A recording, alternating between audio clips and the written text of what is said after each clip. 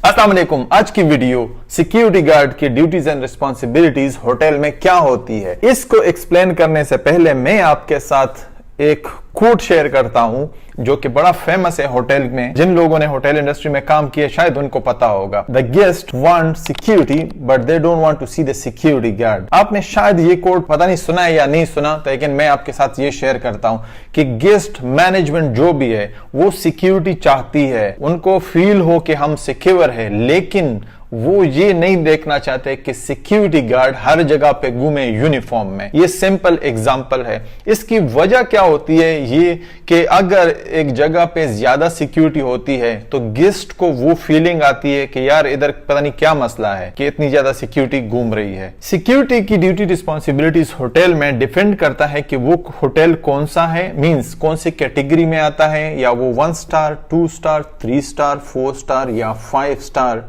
और या 7 स्टार और लग्जरी होटल्स हैं। ये डिपेंड करता है उनकी कैटेगरीज पे। उसके बाद वो डिपेंड करता है उसके एरिया पे कि वो एरिया में क्राइम का लेवल क्या है। जिस तरह अभी हम यूएई में हम बात कर रहे हैं तो one of the safe country और सेफ सिटीज में काउंट होता है। तो हम यूएई में जिस तरह होटल्स काम करते हैं या ऑपरेशंस काम करते हैं उसके ओवरऑल में आपको एक पूरा एक स्ट्रक्चर में आपके सामने रखूंगा कि क्या ड्यूटीज रिस्पॉन्सिबिलिटीज होती है। लेकिन ये वीडियो लंबी हो सकती है, इसलिए मैं इसको 3 पार्ट्स में कन्वर्ट कर रहा हूं ताकि आपके लिए आसानी हो, क्योंकि आपको सिक्योरिटी से रिलेटेड ये वीडियो शायद बोरिंग लगती हो, लेकिन उन लोगों के लिए ये बहुत काम की है जो होटल इंडस्ट्री में आना चाहते हैं या अभी करंटली काम कर भी रहे हैं लेकिन वो आगे फ्यूचर बनाना चाहते हैं, तो उनके लिए आसानी हो सकती है। और जो ड्यूटीज एंड रिस्पॉन्सिबिलिटीज में शेयर करना चाहता हूं या आपके साथ एक्सप्लेन करना चाहता हूं, आप कितना उसके साथ एग्री करते हैं या डिसएग्री करते हैं। और अगर होटल एक्सपीरियंस वाला कोई बंदा है तो लाजमी कमेंट पे लिखे कि क्या वो यही वो ड्यूटीज एंड रिस्पॉन्सिबिलिटी है या कुछ और आपके जहन में ऐसा आ सकता है जो कि मेरे साथ शेयर कीजिए ताकि उस पर भी बात की जाए। So let's get started.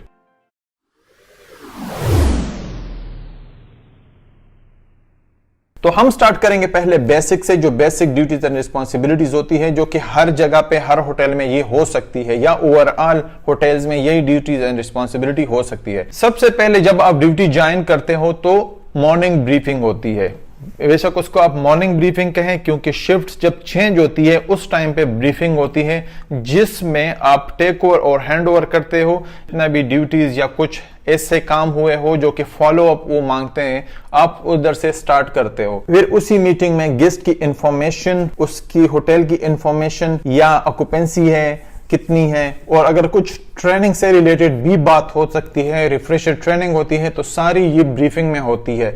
अगर कोई इवेंट आने वाला है, अगर कोई शादी का फंक्शन है, रिसेप्शन है या कोई इस तरह बाकी भी बहुत सारे फंक्शंस होते हैं होटल में, अगर बाल रूम्स है तो उसमें इस तरह के फंक्शंस होते हैं जो आपके पास इंफॉर्मेशन उसकी एडवांस में होनी चाहिए और आपकी प्रिपरेशन उसके हिसाब से होती है कि अगर उधर जरूरत है तो फायर एक्सटिंग्विशर रखा जाए, अगर उधर फर्स्ट एड की रिक्वायरमेंट हो तो उधर फर्स्ट एड बॉक्स रखा जाए, या अगर उधर कोई सिक्योरिटी की प्रेजेंस चाहिए तो सिक्योरिटी की डिप्लॉयमेंट उधर होनी चाहिए। तो ये सारे डिस्कशन मॉर्निंग ब्रीफिंग में हो जाती है। कॉन्ट्रैक्टर्स, सप्लायर्स और विजिटर्स, ये एक बेसिक सिक्योरिटी के लिए जिधर भी सिक्योरिटी काम करेगा उसको ये सारी चीजें फेस करनी होती है। कॉन्ट्रैक्टर्स आएंगे, उनको आप पास देंगे, वो चेक करना होता है कि वो एडवांस में आपको ये पता होता है, कुछ जगहों पे पता होता है कुछ पे नहीं होता। कॉन्ट्रैक्टर्स क्योंकि डिपेंड करता है सिचुएशन पे कि कॉन्ट्रैक्टर किस काम के लिए आए हैं। अगर कोई इस तरह का मेजर वर्क है तो उसके पहले पता किया जाता है रिलेटेड। फॉर एग्जांपल अगर सीसीटीवी से कोई काम है या इंस्टॉलेशन से कोई काम है तो वो एडवांस में पता होता है क्योंकि वो रिक्वेस्ट जाती है सिक्योरिटी और इंजीनियरिंग की तरफ से। लेकिन अगर सप्लायर है वो डिपेंड करता है परचेजिंग पे या रिसीविंग जो पार्ट होता है होटल का, उस पे बारे में भी बात मैं करूंगा। तो उधर से वो आपको इंफॉर्मेशन मिल जाती है कि कुछ सप्लायर आएंगे उसको अलाउ किया जाए। कभी कभी तो कुछ होटल्स में तो डायरेक्ट एक्सेस होता है रिसीविंग एरिया के लिए सप्लायर के लिए, क्योंकि उनके पास एक परमानेंट पास होता है, तो जब भी आते हैं तो वो डायरेक्ट चले जाते हैं। मेजर पार्ट जब आता है विजिटर्स का, विजिटर अगर वो गेस्ट विजिटर है अगर वो एम्प्लॉइज के विजिटर्स है, दोनों को अच्छे तरीके से आपने हैंडल करना होता है। गेस्ट से रिलेटेड जो कि वो उसको रिसेप्शन को बताया जाता है कि प्लाग विजिटर आया है इस गेस्ट के लिए, तो वो रिसेप्शन से पास होके चलता है। तो वो रिसेप्शन से पास होके चलता है, उधर वो अपनी आईडी या पासपोर्ट या जो भी इंफॉर्मेशन उसने सबमिट करनी होती है वो करते हैं और उसके बाद गेस्ट रूम में चला जाता है। और उसके साथ एक पॉइंट ये भी ऐड करना होता है कि जब गेस्ट का कोई विजिटर आता है तो मेजॉरिटी होटल्स में वो लॉबी से गेस्ट खुद आके उठाता है, खुद लेके चला जाता है।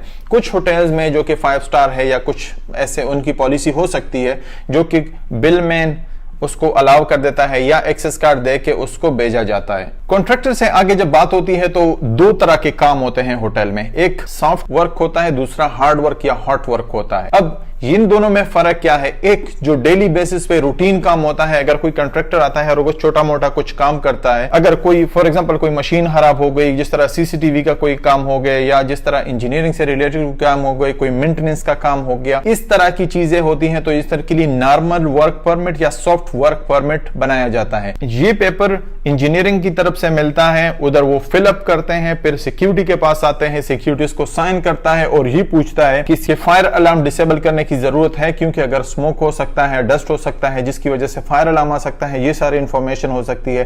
कंपनी का नाम क्या होता है, कितने कॉन्ट्रैक्टर्स काम करेंगे, कितने टाइम तक काम करेंगे, कितने दिनों तक काम करेंगे, ये सारी इंफॉर्मेशन इस वर्क परमिट में होता है। और उसके बाद वो जाता है वापस इंजीनियरिंग के पास, वो साइन करते हैं, फिर सिक्योरिटी के पास वो जमा होता है और सिक्योरिटी भी साइन करके अपने पास रख लेता है। जब कॉन्ट्रैक्टर काम खत्म कर देते हैं तो उसके बाद दोबारा इंजीनियरिंग जाके चेक करता है, इंजीनियरिंग टीम जाके चेक करता है, कई जगह पे सिक्योरिटी भी जाके चेक करती है कि जिधर अगर कोई डैमेज वगैरह है तो वो भी चेक करते हैं। उसके बाद इंजीनियरिंग साइन करती है पेपर पे और सिक्योरिटी साइन करके सबमिट कर देती है। अगर फ्यूचर रेफरेंस में अगर कोई चाहिए होता है इस तरह का पेपर तो उसके लिए ये रखा जाता है।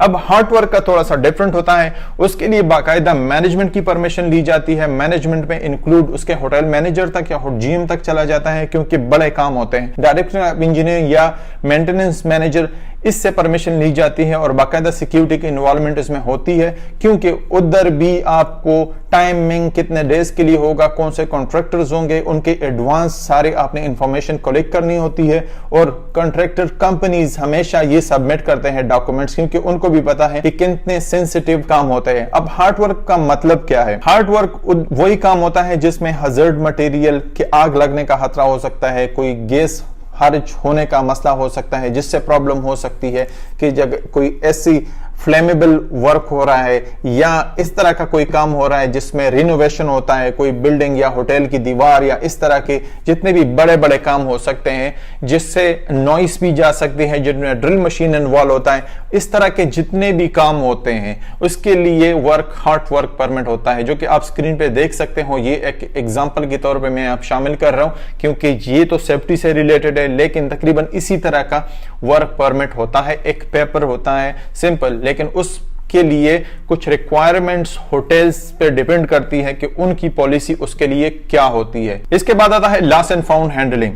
सिक्योरिटी गार्ड का काम होता है कि लॉस्ट एंड फाउंड हैंडल करे। अब इसके भी तरीके होते हैं कि किस तरह आपको पता चलता है। कुछ होटल्स में हाउसकीपिंग को जब कोई आइटम मिलता है वो सिक्योरिटी में लेके आते हैं, खुद सबमिट करके आते हैं। जब वो ड्यूटी खत्म करते हैं या जितने भी रूम्स उनको एलोकेट होते हैं तो वो आके सारे सिक्योरिटी को देते हैं। अब कुछ जगह पे ऐसे होता है कि जैसे ही कोई लॉस्ट एंड फाउंड मिलता है तो वो सिक्योरिटी को कॉल करते हैं और सिक्योरिटी जाके उधर से रिसीव करते हैं, क्योंकि लॉस्ट एंड फाउंड बहुत सारी ऐसी चीजें आपको मिलती है जिसमें पासपोर्ट हो सकता है, जिसमें मनी हो सकती है, जिसमें कोई ऐसे इंपॉर्टेंट डॉक्यूमेंट हो सकते हैं। बहुत सारी चीजें आपको डेली बेसिस पे मिलती है। उसके लिए भी दुबई की गवर्नमेंट ने एक पोर्टल, ऑनलाइन पोर्टल रखा हुआ है, Dubai police lost and found portal, जिसमें आपने लाजमी जितने भी आपको आइटम्स मिलते हैं होटल से, जो बिलोंगिंग्स होते हैं गेस्ट के, जो भूल जाते हैं और वो नहीं ले पाते, वो हमने उस पोर्टल में डालने होते हैं। और उसके लिए हमने अपने पास तकरीबन 2 से 3 महीने तक रखते हैं, तो फिर वो ट्रांसफर होता है दुबई पुलिस के वेयर हाउस में। As a lost and found एक वेयर हाउस है इधर दुबई में, जिधर जितने भी दुबई के होटल्स हैं वो सारे सबमिट करते हैं 2 या 3 महीने।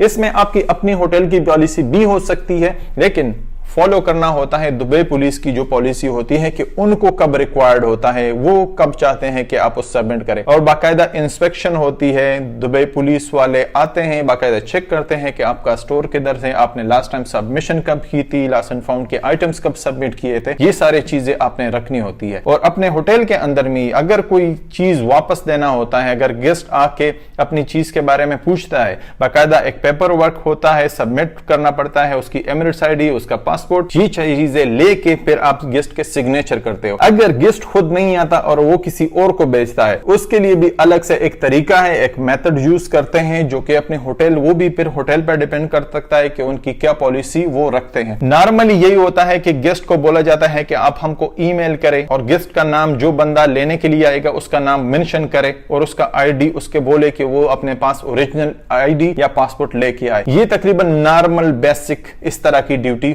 होती है। पेट्रोलिंग बहुत ज्यादा इंपॉर्टेंट चीज होती है, क्योंकि दो ऐसे डिपार्टमेंट होते हैं जो वो होटल्स के या किसी भी बिल्डिंग के एयर्स और आईज होते हैं। वो है हाउसकीपिंग और दूसरा है सिक्योरिटी। अगर हाउसकीपिंग को कोई चीज ऐसी मिलती है तो वो सिक्योरिटी को बताते हैं, लेकिन होटल में सिक्योरिटी खुद भी पेट्रोलिंग करती है। वो डिफरेंट जगह पे जाती है, मॉर्निंग, इवनिंग या आफ्टरनून में वो पेट्रोलिंग करते हैं, लेकिन 24 आवर्स में 2 पेट्रोलिंग तो लाजमी होनी चाहिए। बाकी डिपेंड करता है आपके ऑपरेशन पे कि किस तरह का ऑपरेशन रन करते हो, इसलिए मैं उसके बारे में नहीं बताऊंगा, लेकिन एक दिन में होनी चाहिए और एक रात में होनी चाहिए। आप उसको कैसे करते हो वो डिपेंड करता है सिक्योरिटी मैनेजर पे या उनके टीम पे। आप डिफरेंट जगह पे जाते हो, रेस्टोरेंट्स में जाते हो, हॉलवेज में जाते हो, लॉबीज में जाते हो या बॉलरूम में जाते हो, हर जगह पे चेक करते हो। और अगर कुछ जगह पे पेपर साइन रखे होते हैं जिधर आप डेली साइन करते हो, अगर आप जिस जगह पे जाते हो आप उधर साइन करते हो कि सिक्योरिटी इधर आया था, उसने ये जगह चेक की थी। और कुछ जगह पे कि चिप भी, पेट्रोलिंग चिप यूज करने होते हैं जिधर आपने उसको पंच करके और फिर उसका रिकॉर्ड आप मंथली निकालते हो कि किस जगह पे कौन सा सिक्योरिटी गया था। क्योंकि अगर कुछ इस तरह का मसला आ जाता है तो एटलीस्ट हमें पता होता है कि कौन सा सिक्योरिटी उधर गया था, क्या उसने पेट्रोलिंग की थी या नहीं की थी। और उस सबसे लास्ट में एक्सेस कार्ड से भी पेट्रोलिंग आप यूज कर सकते हो, क्योंकि कुछ जगह पे, कुछ होटल्स में एक्सेस कार्ड होते हैं। तो अगर आप किसी जगह पे जाते हो और अपना कार्ड यूज करते हो एक्सेस लेने के लिए या डोर ओपन करने के लिए, तो उधर से भी आपको ये आसानी से पता चल जाता है कि कौन सा बंदा किधर आया था। पेट्रोलिंग के बाद डेली लॉग या इंसिडेंट रिपोर्ट, क्योंकि जो कुछ आपको मिल जाता है तो आप डेली लॉग करते हो और फिर आप होटल की जितनी भी मैनेजमेंट होती है, मैनेजर्स होते हैं, आप उनको सेंड कर देते हो। और जो रिलेटेड डिपार्टमेंट होता है आप उसको ईमेल के जरिए भी कम्युनिकेट कर सकते हो। अगर अर्जेंट है तो आप ईमेल के थ्रू भी उसको शेयर कर सकते हो, इन्फॉर्म कर सकते हो, ताकि फिक्स किया जाए, उस मसले को हल किया जाए। अगर नहीं होता तो आप डेली लॉग में लाजमी उसको शेयर करते हो, क्योंकि सिक्योरिटी का काम होता है इंफॉर्मेशन रिकॉर्ड करना। आपने इंफॉर्मेशन रिकॉर्ड करना होता है और आगे सुपरवाइजर और मैनेजमेंट के साथ शेयर करना होता है। फिर यही चीज इंसिडेंट रिपोर्ट में आती है। कोई इस तरह का इंसिडेंट या एक्सीडेंट हो जाता है तो आपने उसके बारे में रिपोर्ट करना होता है। अगर कोई बंदा गिर गया तो आपने उसके बारे में इंसिडेंट रिपोर्ट बनाना है, एक्सीडेंट रिपोर्ट बनाना है। क्यों? नेक्स्ट टाइम यही हो सकता है कि इधर एक जगह पे बंदा गिरा था, दोबारा जब उधर कोई बंदा, अगर इस तरह का कोई इंसिडेंट या एक्सीडेंट होगा तो हमारे पास क्लियर पिक्चर होगा कि क्यों, रीजन क्या है और हमको इसके बारे में क्या करना चाहिए। इस तरह की चीजें आपको लाजमी रिकॉर्ड करनी चाहिए। बहुत सारे होटल इन चीजों को सीरियस नहीं लेती, लेकिन ये बहुत इंपॉर्टेंट होती है आपको एक रिकॉर्ड रखने के लिए कि कितनी नॉइस कंप्लेंट्स आती है, कितने इंसिडेंट रिपोर्ट्स हुए हैं। ये सारी चीजें आपने लाजमी बतानी होती है और रिकॉर्ड करनी होती है। और क्योंकि सिक्योरिटी का सबसे जो इंपॉर्टेंट काम होता है वो चीजों को हाईलाइट करना होता है। बाद में कुछ चीजें होती है या नहीं होती वो एक अलग चीज है, लेकिन आपने रिपोर्ट लाजमी करना होता है। बेशक कोई काम आपको ऐसा लगे कि स्टूपिड सा लगता है कि यार रिपोर्ट करना चाहिए या नहीं, लेकिन लाजमी, अगर जो चीज भी, इफ यू सी समथिंग से समथिंग, ये एक बहुत कॉमन वर्ड यूज किया जाता है होटल इंडस्ट्री में, कि जो चीज को आपको लगी कि ये मुझे थोड़ी सी अनयूजुअल लग रही है उसको रिपोर्ट करें। तो आई बिलीव कि आपको ये बेसिक इंफॉर्मेशन से कुछ ना कुछ फायदा हुआ होगा। बहुत सारे टॉपिक्स मैं दूसरे वीडियोस में शेयर करूंगा, एक होगा एडवांस का और एक होगा सेंसिटिव। तो इसमें आपको डिटेल से इंफॉर्मेशन आपके साथ शेयर करूंगा। ये थी first video. Stay tuned. Thank you very much.